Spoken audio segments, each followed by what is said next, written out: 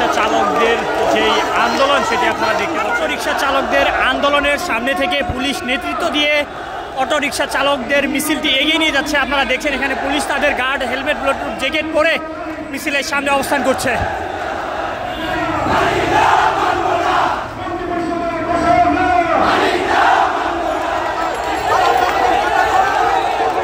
দেখতে পাচ্ছেন auto rickshaw চালকদের যেই আন্দোলন সেটি আপনারা দেখতে পাচ্ছেন, তারা রিক্সা ছেড়ে রাজপথে নেমেছে।